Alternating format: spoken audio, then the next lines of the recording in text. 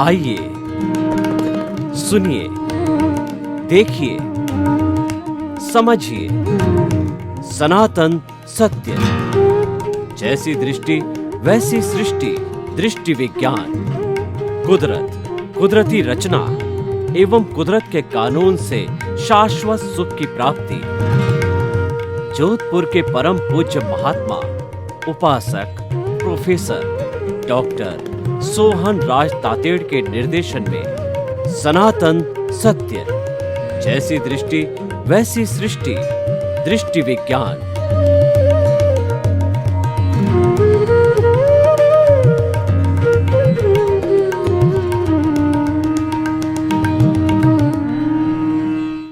आध्यात्मिक कार्यक्रम आत्मविज्ञान, science of the soul और नई सही दृष्टि, सही सोच, राइट विजन, राइट थिंकिंग के अंतर्गत हम आपको प्रतिदिन नए नए एपिसोड्स दिखाते हैं। और इन एपिसोड्स दिखाने का मकसद ये है कि आपको हम सही रास्ते लाना चाहते हैं। आपकी रॉन्ग बिलीफ को समाप्त करके हम राइट बिलीफ लाना चाहते हैं। जब आपकी राइट बिलीफ हो जाएगी तो आपका जो है पूरा जीवन एक राजपथ बन जाएगा और आप उत्तरोत्तर प्रगति की ओर जाते रहेंगे। और जब तक रॉन्ग बिलीफ रहेगी हमारी अवनति होती रहेगी, डिटोरिएशन होता रहेगा और हम जो है गिरते जाएंगे। और इस तरीके से हमारा मानव जीवन जो सफल नहीं हो सकता। मानव जीवन तभी सफल हो सकता है जबकि हमारी राइट बिलीफ होनी चाहिए। यही आत्मविज्ञान का मुख्य उद्देश्य है। और उसी क्रम के अंदर आज हमने एक बहुत सुंदर विषय लिया है। वो विषय हमारा घाती कर्म। भाई और बहनों, सबसे पहले हम व्याख्या करेंगे कर्म किसे कहते हैं। कर्म एक ऐसी रज है, कर्म एक ऐसी अशुद्धि है जो आत्मा के साथ में अनादि अनंत काल से चिपकी हुई है। और इन कर्मों के समूह को कार्मण शरीर कहा जाता है, लिंग शरीर कहा जाता है, कॉजल बॉडी कही जाती है। और जब ये कर्म आत्मा के साथ चिपक जाते हैं तो इनको राग द्वेष भी कहते हैं, इनको कषाय भी कहा जाता है, इनको क्रोध मान माया लोभ होते हैं। इन कर्मों की अलग अलग कैटेगरीज है।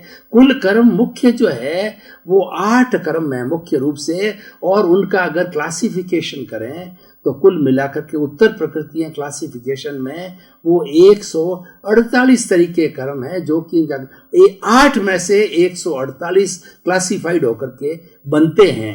तो हम पहले अब ये कर्म क्या होते हैं। कर्म ये हमारे जो इस कॉस्मॉस के अंदर ये पुद्गल परमाणु होता है, वो जड़ परमाणु होता है, उसी को ही कर्म कहते हैं। और ये कर्म वर्ण वाला होता है, गंध वाला होता है, रस वाला होता है, स्पर्श वाला होता है। और कर्म में क्या होता है कि 2 तरह के स्पर्श होते हैं। तो चतुस्पर्शी होता है, एक अष्ट स्पर्शी होता है। अष्ट स्पर्शी होता है वह वस्तु जो है हमें आंखों से दिखाई देती है, स्थूल होती है। और चतुस्पर्शी होती है वो आंखों से दिखाई नहीं देती, विज्ञान के किसी भी इंस्ट्रूमेंट से वो दिखाई नहीं देती है। और वही कर्म पार्टिकल्स हैं, सीधे ही कॉस्मोस से लिए जाते हैं, ब्रह्मांड से लिए जाते हैं, सृष्टि से लिए जाते हैं। चतुस्पर्शी होता है। और कैसे लिए जाते हैं? जब हमारी मन की, वचन की, काया की, इनको तीनों को योग कहते हैं। ये योग कोई भी एक्टिविटी करते हैं।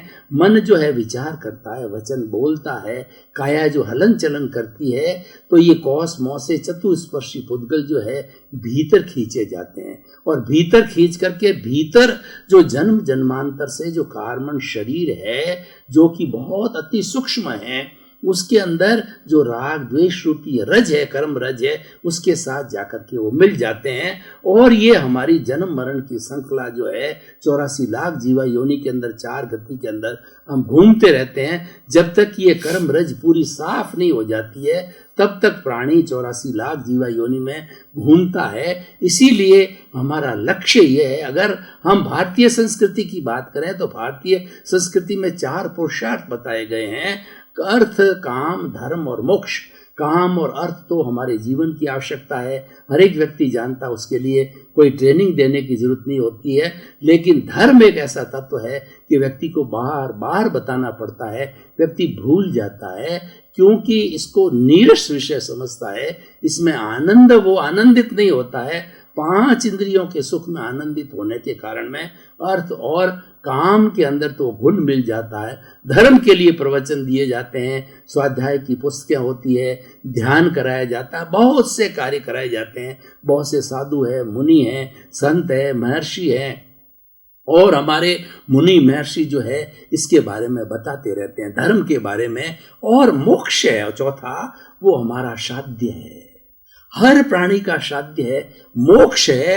ये हमारी भारतीय संस्कृति ने तय कर दिया कि जो हमारी लाइफ स्टाइल, काम, अर्थ, धर्म और मोक्ष है, अल्टीमेट हमें क्या प्राप्त करना है? मोक्ष प्राप्त करना है। क्यों प्राप्त करना है? कि मोक्ष में अक्षय सुख है। हमारे जीवन में जो सुख आता है वो तो आता है और जाता है, धूप छांव की तरह होता है।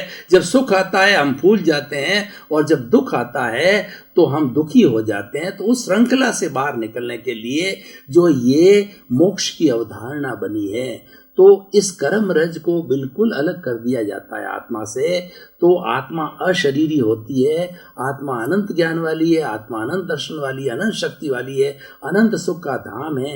ये मुक्ति में चली जाती है और वहाँ आनंद में विलीन हो जाती है, अशरीरी होती है। और फिर ये संसार के जन्म मरण का चक्कर, जो कि दुख का सबसे बड़ा कारण है, अज्ञान का कारण है, उसके अंदर फिर से नहीं आती है। तो अभी हम जो बात कर रहे थे, घाती कर्म 2 तरह के होते हैं, एक घाती कर्म और एक अघाती कर्म। आज जो हमारा विषय है वो घाती कर्मों का विषय है। घाती कर्म कौन से होते हैं? जो आत्मा की घात करते हैं। ये 8 तरह के जो कर्म होते हैं, ज्ञानावर्णीय, दर्शनावर्णीय, वेदनीय, मोहनीय, आयुष्य, नाम और गोत्र, ये मुख्य 8 तरह के जो कर्म होते हैं, ये आत्मा के साथ में कर्म शरीर के रूप में अनादि अनंत काल से चिपके रहते हैं। लेकिन इनमें से 4 शरीर से जुड़े हुए हैं, उनको अघाती कर्म कहा जाता है। और 4 जो आत्मा के साथ जुड़े हुए हैं, आत्मा तो अजर अमर है, वो तो अविनाशी है, वो तो सदैव रहने वाली शाश्वत है। तो ये 4 घाती कर्म आत्मा के साथ लगे ही रहते हैं। ये अलग तब होते हैं जब आत्मा मुक्त हो जाती है। तो ये क्या करते हैं? आत्मा की घात करते हैं, आत्मा का गला घोंटते हैं। आत्मा का जो प्रकाश है, जो केवल ज्ञान है, उसको प्रकट नहीं होने देते हैं। आत्मा का जो सुख है उसको प्रकट नहीं होने देते हैं। तो वो घाती कर्म कराते हैं, जो आत्मा की घात करते हैं। वो मुख्य 4 तरह से, 8 में से 4 है, वो घाती कर्म कहलाते हैं। आज हम उस घाती कर्म की सांगोपांग व्याख्या करेंगे। घाती कर्म कौन कौन से हैं? वो है हमारे ज्ञानावर्णीय कर्म, दर्शनावर्णीय कर्म, मोहनीय कर्म और अंतराय कर्म। पहले हम ज्ञानावर्णीय कर्म को लेते हैं। ज्ञानावर्णीय कर्म जो है एक आंख पर पट्टी बांधने के समान है। जब हमारी आंख पर पट्टी बांध दी जाती है तो हमको दिखाई नहीं देता है। और ये आकाश के अंदर सूर्य होता है, उसके सूर्य के ऊपर बादल आ जाते हैं, तो सूर्य होते हुए भी अंधेरा सा महसूस होता है, प्रकाश महसूस नहीं होता है। उसी तरह से ज्ञानावर्णीय कर्म एक आवरण है, एक पर्दा है, जो हमारी आत्मा पर आ जाता है और हमें ज्ञान की विस्मृति करा देता है, ज्ञान होने नहीं देता है। पढ़ाई लिखाई में मन नहीं लगता है, पढ़ते हैं तो याद नहीं होता है, स्मृति कमज़ोर हो जाती है और हम अच्छी प्रस्तुति नहीं कर सकते हैं। और कोई आत्मज्ञान की बात आती है, हमको नींद आती है, इंटरेस्ट नहीं आता है। यानी मतलब ज्ञान, आत्मज्ञान से संबंधित जो है कोई भी बात आती है उसमें दिलचस्पी नहीं होती है। इस दिलचस्पी को ये आवरण रोकता है। इसको ज्ञानावर्णीय कर्म कहते हैं। ज्ञान पे आवरण डालता है। 5 तरह के ज्ञान होता है, मति ज्ञान, शुद्ध ज्ञान, अवधि ज्ञान, मन परिवार, केवल ज्ञान। इन सब 5 ज्ञानों पे आवरण डाल देता है। ये ज्ञान का अलग से चैप्टर हम लेंगे और उस पर अलग अलग से व्याख्या करेंगे। लेकिन ये 5 तरह के ज्ञान पे आवरण डाल देता है। ये तो हो गया ज्ञानावर्णीय कर्म की डेफिनेशन। अब ज्ञानावर्णीय कर्म का बंधन कैसे होता है? ज्ञानावर्णीय कर्म जो है किस तरीके से हमारी आत्मा के साथ जुड़ता है? इसका मुख्य कारण यह है कि जो ज्ञानी है, ज्ञानी कौन होते हैं? अर्यंत होते हैं। सिद्ध है तो वो तो मुक्ति में, लेकिन उसका स्मरण है, वो ज्ञान का स्मरण है। अर्यंत, सिद्ध, आचार्य और अर्यंत, सिद्ध, आचार्य, उपाध्याय और साधु, ये 5 जो है मुख्य जो परमेष्ठी कहलाती है, ये ज्ञान के धारक होते हैं। और ये ज्ञान जो है वो ज्ञान का उपदेश देते हैं, ज्ञान को जीते हैं, ज्ञान की बात करते हैं और ज्ञान में ही संपूर्ण जीवन लगाते हैं। इनकी विराधना करने से, इनकी निंदा करने से, इनको तकलीफ देने से, इनका सहयोग नहीं करने से, इनको भोजन पानी वगैरह व्यवस्था नहीं करने से, क्योंकि कहाँ से लाएंगे? ये तो कंचन कामिनी से मुक्त है, इन्होंने घर छोड़ दिया, परिवार छोड़ दिया, धन छोड़ दिया, तो वसुधैव कुटुंबकम के सदस्य हैं सब साधु सन्यासी। तो इनको हम किसी तरह का सहयोग ना करते हैं तो ये हमारा ज्ञान का आवरण हो जाता है और ये ज्ञान का आवरण बंद होता है। और उसके अलावा कोई व्यक्ति ज्ञान ले रहा है, बच्चा पढ़ रहा है, उसकी किताब छीन ली, किसी को परीक्षा देने नहीं दिया गया, किसी को स्कूल नहीं जाने दिया गया और किसी को ज्ञानशाला में धर्म लेने जा रहा है वहाँ जाने नहीं दिया, कोई साधु सन्यासी का प्रवचन सुनने जा रहा है, टीवी पे सुनने जा रहा है तो टीवी को बंद, यानी बाधा डालना। ज्ञान के अंदर बाधा डालने से ज्ञानावरणीय कर्म का बंद होता है। अब सवाल ये है कि ये बंद हो जाता है तो हम इससे छूटें कैसे?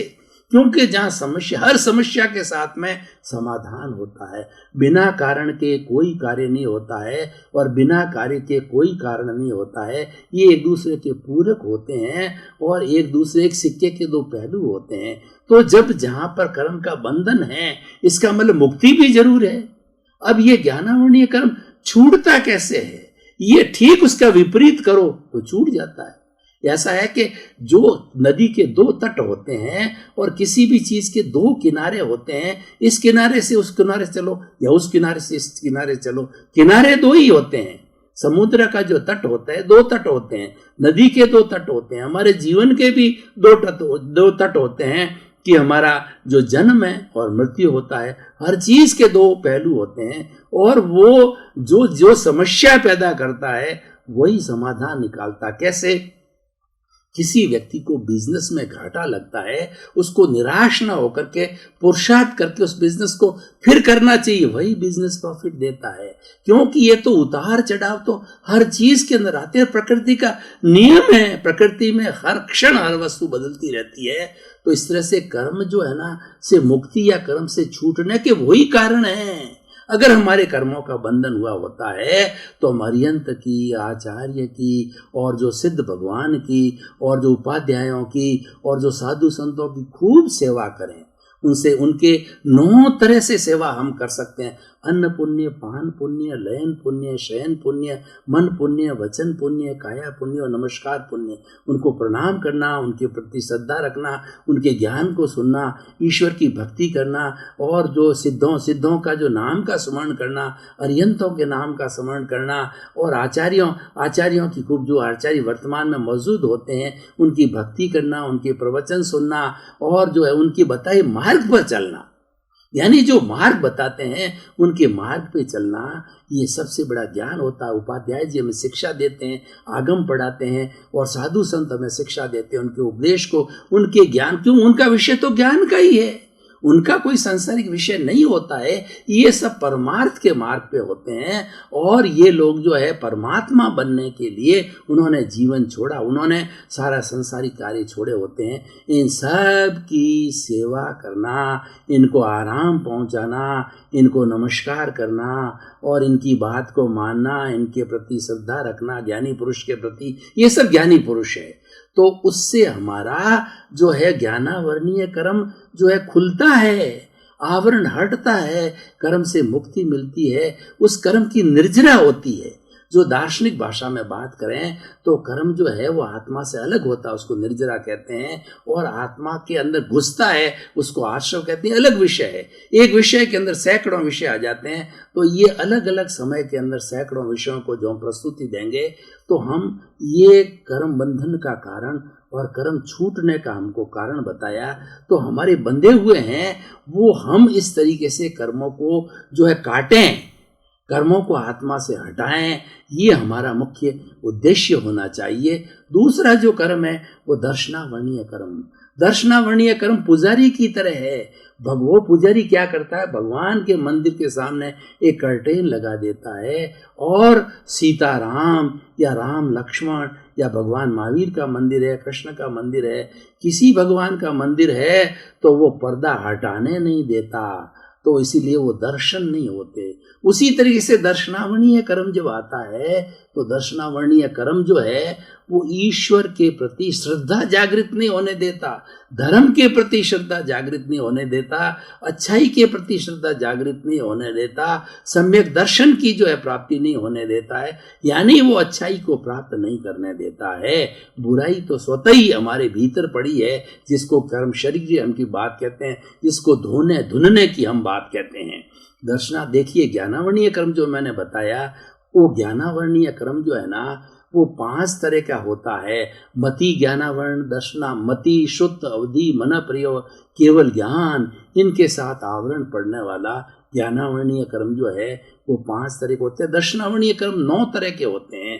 वो कौन से 9 होते हैं? चक्षु दर्शन, अचक्षु दर्शन, अवधि दर्शन, केवल दर्शन, और 5 तरह की नींद होती है, जो हमारी जो निद्रा होती है, चपला होती है, और जो चपला होती है, और अतीन्द्रिय जो है वो स्निग्ध निद्रा, इस तरह की 5 तरह की नींद होती है। सामान्य नींद होती है, कुंभकर्ण जैसी गहरी नींद होती है, एक ऐसी नींद होती है नींद में व्यक्ति कोई अपराध करके आ जाता है, किसी गला घोंट के आ जाता है, और एक नींद ऐसी होती है कि व्यक्ति जो है नींद के अंदर ही जो बहता रहता है। इस तरीके से ये भी एक दर्शनावरणीय कर्म क्या होता है, जब कभी भी प्रवचन आता है, जब भगवान की बात आती है, धर्म की बात आती है, भक्ति की बात आती है, इंसान को रश नहीं लगता, इंसान को नींद आने लग जाती है, और ये आंख के ऊपर पर्दा डाल देती है। चक्षु दर्शन, अचक्षु अवधि ज्ञान पे पर्दा डाल देती है, और केवल ज्ञान के ऊपर उसके ऊपर उसका दर्शन का मतलब होता है श्रद्धा,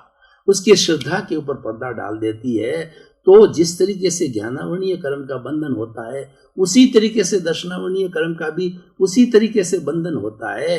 यानी उन 5 पंच परमेष्टि के प्रति श्रद्धा न रखना, पहले तो उनकी निंदा करना, उनको जो तकलीफ देना, और अब है इन 5 के प्रति श्रद्धा न रखना। ज्ञानी पुरुष के प्रति श्रद्धा न रखने से अर्यंत सिद्ध आचार्य उपाध्याय और साधु 5 परमेष्टि की कैटेगरी के लोगों के ऊपर श्रद्धा न रखना, उनकी बात को स्वीकार नहीं करना, उनकी बात को मानना नहीं, उनकी बात पर चलना नहीं है, उससे जो हमारा दर्शनावरणीय कर्म वैसे ही बनता है और वैसे ही छूटता है। ये ज्ञानावरणीय दर्शनावरणीय कर्म जो है एक जैसे होते हैं। ज्ञान और दर्शन साथ साथ चलते हैं। दर्शन का अर्थ होता है सामान्य देखना, या दूसरा होता है श्रद्धा करना, और श्रद्धा होने के बाद में, देखने के बाद में हम गहराई में जाते हैं, डिटेल करते हैं, उसकी ज्ञान मीमांसा को समझते हैं कि जिस व्यक्ति को देखा, जो बात हमने सुनी वो कैसे सही है,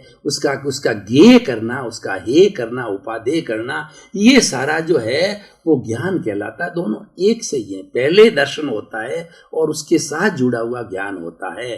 तो ये ज्ञानावरणीय दर्शनावरणीय। तीसरा मोहनीय कर्म होता है, वो एक शराबी की तरह होता है।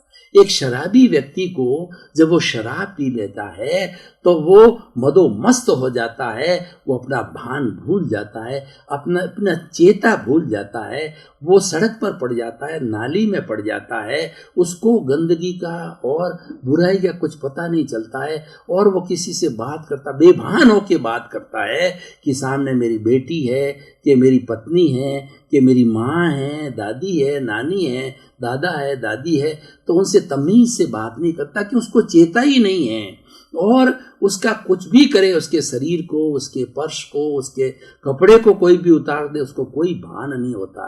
ऐसा शराबी होता है। तो ये मोह भी जो है ना, मोहनीय कर्म एक शराबी की तरह बेभान होता है। व्यक्ति जब मोह में चला जाता है, मेरा घर, मेरा धन, मेरी दौलत, मेरा परिवार, मेरा पद, मेरी प्रतिष्ठा, मेरी फैक्ट्री, मेरा बैंक बैलेंस, 5 इंद्रियों के सुख में मैं मेरा के अंदर पूरा जीवन निकाल देता है। सुबह से शाम तक उसके इर्द गिर्द घूमते देता है। वो मोहनीय कर्म जो है, और जो है वो मोहनीय कर्म उसको उससे अलग नहीं होने देता, मोह में डाल देता है। और मोह ही सब कर्मों की, मोह को राजा कहा है, मोह को सेनापति कहा है, क्योंकि मोह ही सब कर्मों का अर्जन करता है। अगर मोहनीय कर्म टूट जाता है तो उसके टूटने के बाद में आत्मा वीतराग हो जाती है। दूसरे कर्म तो शीघ्र टूट जाते हैं। सबसे मुश्किल जो है मोहनीय कर्म टूटता है, क्योंकि इसका परिवार बहुत बड़ा है। 18 तरह के पाप इसके परिवार में, राग द्वेष इसके परिवार में, क्रोध मान माया लोभ इसके परिवार में। ये जो है एक वट वृक्ष है, ये सब बुराइयों का वट वृक्ष है, इसीलिए इसको मोहनीय कर्म कहा जाता है। मोहनीय कर्म क्यों बनता है, उसका कारण ये है कि हम इंद्रिय सुख की तरफ भागते हैं, मैं मेरा की बात करते हैं, हम कर्ता भाव करते हैं।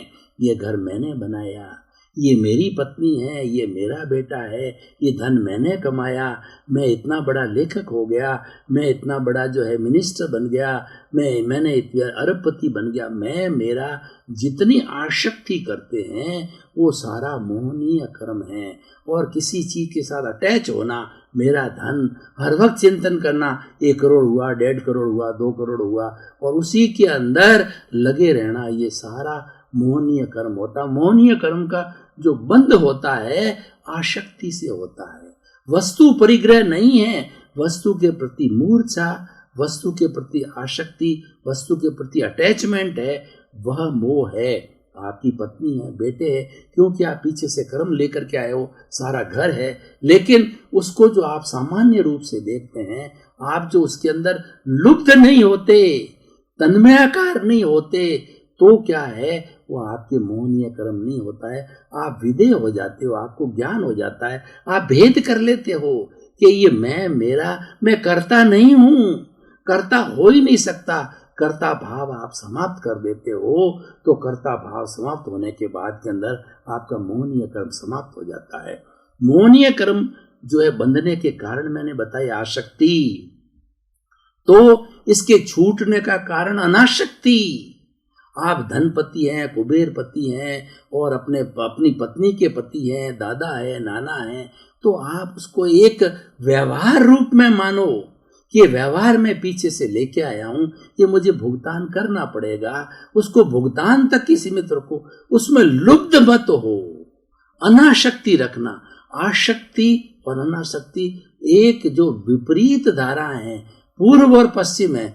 आसक्ति का मतलब है उसमें खो जाना, अनासक्ति का है उसको जो है उपेक्षा भाव से देखना, उसको मात्र ज्ञाता दृष्टा भाव से देखना, उसको मात्र जो है अपने व्यवहार पक्ष में देखना कि क्योंकि मैं लेकर के आया हूँ, कर्म बांध के आया हूँ, व्यवहार निभाना है, उसके अंदर जो है घुलना मिलना नहीं है, उससे अलग अलग रहना है। तो ये मोहनीय कर्म के बंधन का और छूटने का कारण बताया। अब जो समय की अल्पता को देखे जो 5वां कर्म है उसकी मैं व्याख्या करूं। अंतराय कर्म। अंतराय कर्म क्या है? बाधा डालता है। 5 तरह की मोहनीय कर्म की 28 प्रकृतियां होती है। क्रोध है, अहंकार है, माया है, लोभ है, चार है। चार को गुणा करते हैं हम जो है वो अनंतानुबंधी, और दूसरा जो है प्रत्याख्यानी, अप्रत्याख्यानी, संजलन।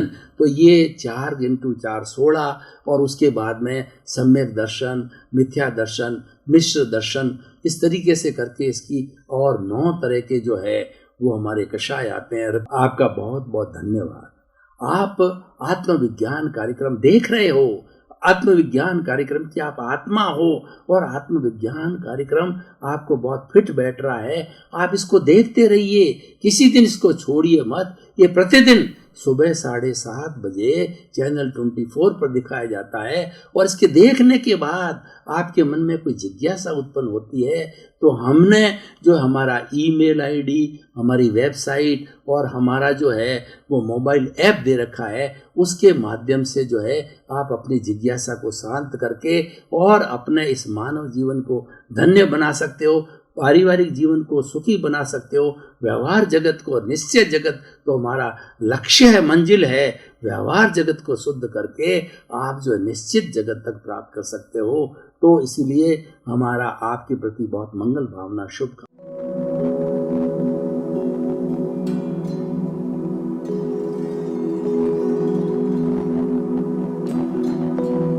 एक ऐसा अंतर्राष्ट्रीय ख्याति प्राप्त मानव जो गुरु प्रेरणा से पिछले 20 वर्षों से वानप्रस्थ जीवन जीते हुए 24 घंटे मानवता की सेवा में संलग्न है। एक ऐसा मानव जो अभी राष्ट्रीय, अंतर्राष्ट्रीय टीवी चैनलों पर 7,500 एपिसोड के माध्यम से सनातन सत्य, आत्मविज्ञान, एवं पुनरुत्थान व्यवहार एवं निश्चय जगत के जीवनोपयोगी विषयों पर हृदय स्पर्शी प्रवचन कर चुका है। उस मानव का नाम है महात्मा उपासक प्रोफेसर डॉक्टर सोहन राज तातेड़। प्रोफेसर तातेड़ द्वारा योग, दर्शन, शिक्षा विषयों पर रचित पीएचडी स्तर के 250 शोध ग्रंथ भारत के 100 प्रतिष्ठित विश्वविद्यालयों में शोधार्थी पढ़ रहे हैं तथा वे सभी शोध ग्रंथ वहां की सेंट्रल लाइब्रेरियों में उपलब्ध हैं। महात्मा सोहन राज ने अभी तक हजारों स्कूलों, कॉलेजों, विश्वविद्यालयों एवं संस्थाओं में सेमिनार, वर्कशॉप, कैंप लगाकर लाखों विद्यार्थियों को योग, दर्शन, शिक्षा का प्रशिक्षण देकर उन्हें सुसंस्कारित किया। डॉक्टर तातेड़ ने भारतीय संस्कृति उत्थान के 4000 से अधिक समसामयिक विषयों पर आर्टिकल लिखकर ऑनलाइन जर्नल, पत्रिकाओं, वेबसाइट्स पर प्रकाशित किया, जिसका उपयोग लाखों पाठक कर रहे हैं। उपासक तातेड़ के 5000 से अधिक आज का सुविचार, आज का शुभ संदेश, आज का मंगल भावना योग आदि चिंतन websites, Twitter, blogger, Facebook, YouTube माध्यमों से लाखों लोग अपना जीवन निर्माण कर रहे हैं। मानवता के मसीहा ऐसे महामानव महात्मा सोहन राज तातेड़ के प्रोफाइल को अभी तक विश्व के 20 लाख दर्शक यूट्यूब पर, 12 लाख गूगल पर एवं लाखों दर्शक फेसबुक, ब्लॉगर, ट्विटर और इंस्टाग्राम पर देख चुके हैं।